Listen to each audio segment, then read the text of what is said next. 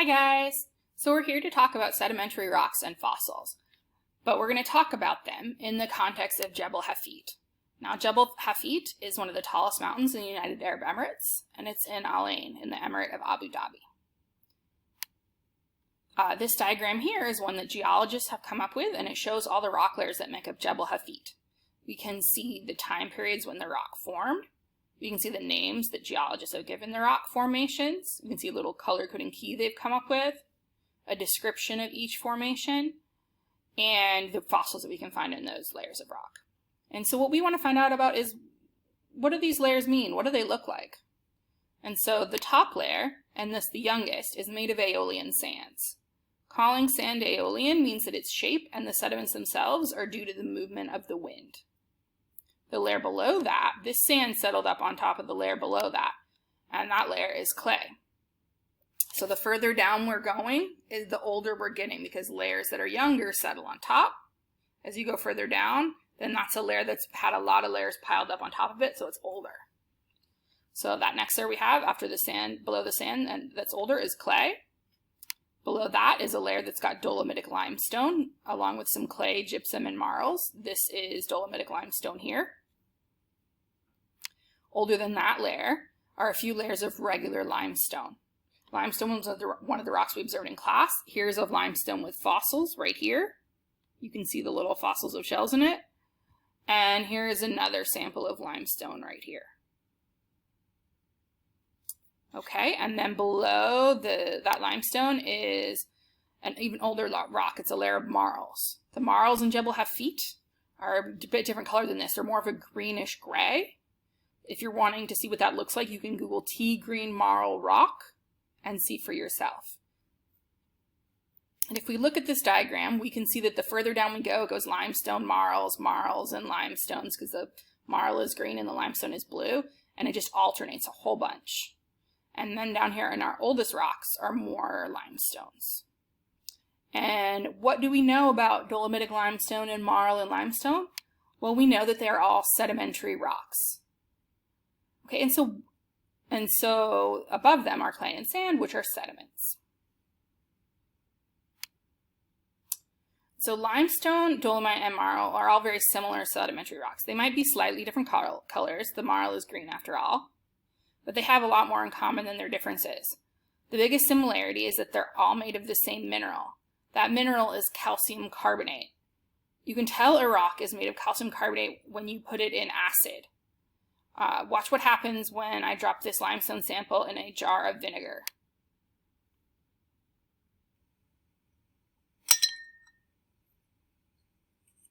Nothing at first, but as you watch, can you see the bubbles coming up? It's fizzing. What's happening is that the vinegar is a weak acid, and the acid reacts with the calcium carbonate to produce a chemical reaction. It's creating carbon dioxide, and the gas is then bubbling up through the vinegar to create the fizzing. If I had access to a stronger acid here in my house, the fizzing could create huge bubbles. It's really impressive. You can try YouTube searching for that if you're interested. Bubbles, bubbles, bubbles, bubbles, bubbles. And anything that's got calcium carbonate in it does that. So now, as we know, sedimentary rocks form through the rock cycle.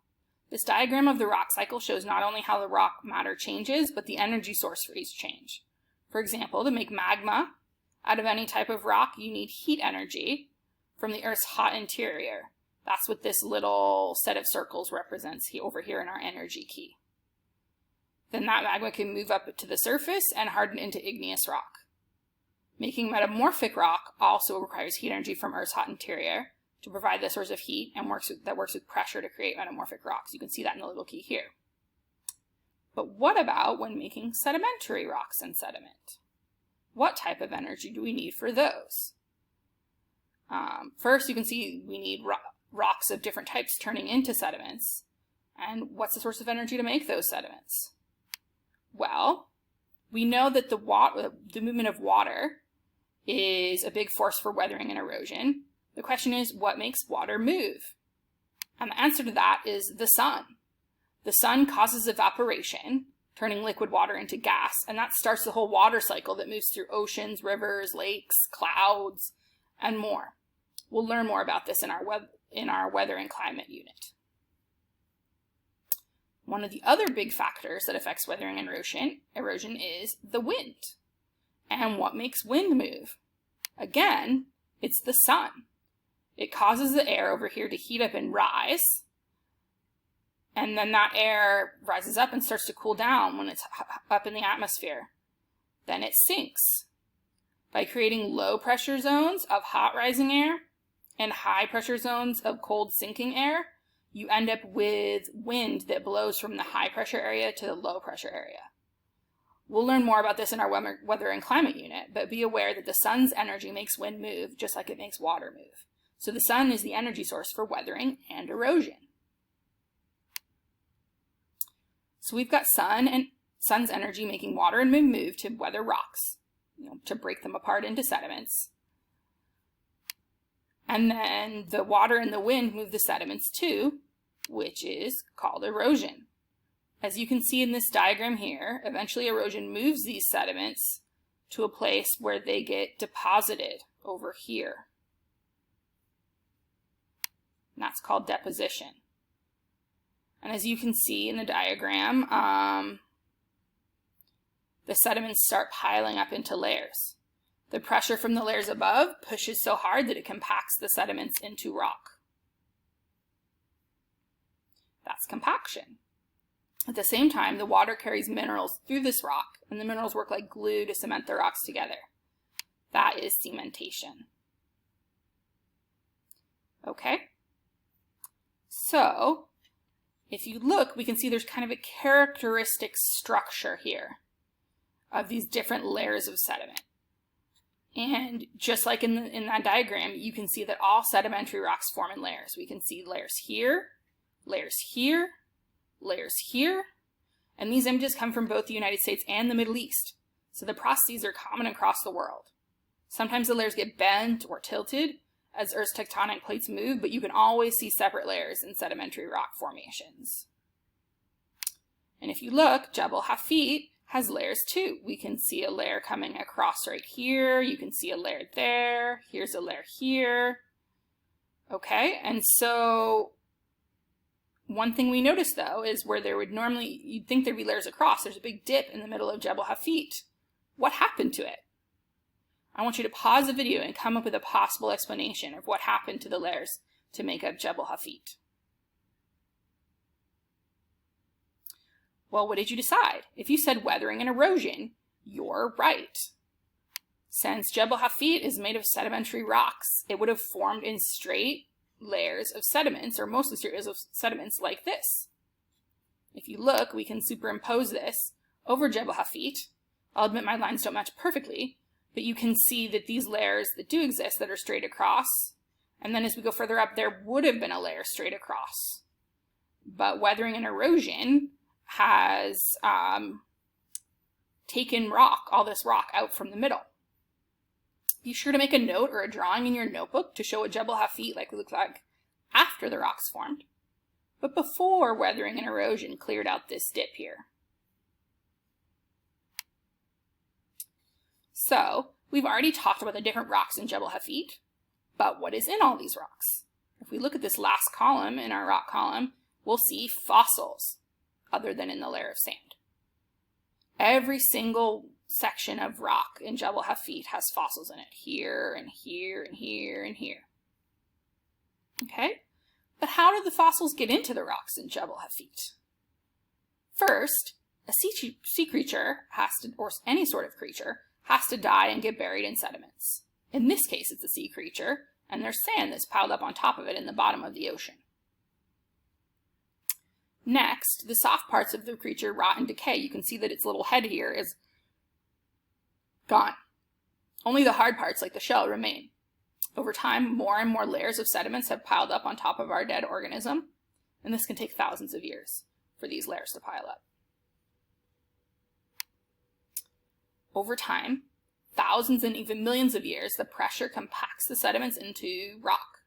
So you've got a sedimentary rock here, whereas before it was just sediments, and it traps the creature's body.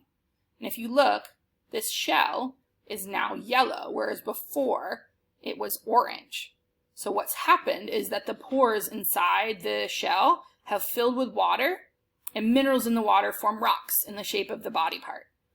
So what you find a lot of times with a fossil is not the actual shell, not the actual bone, but a rock that's in the shape of the fossil, of the shell, in the shape of the bone. Now we can see that it's buried here, but how do people find it?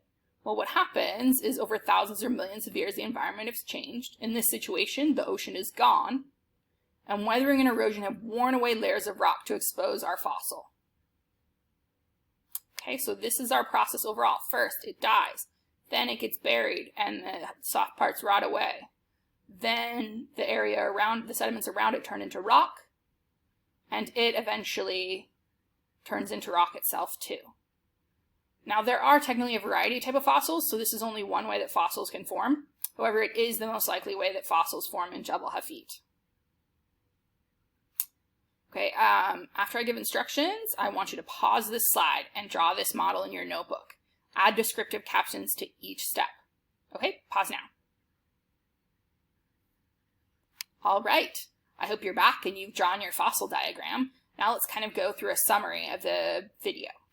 So first, the rocks in Jabal Hafeet are all sedimentary.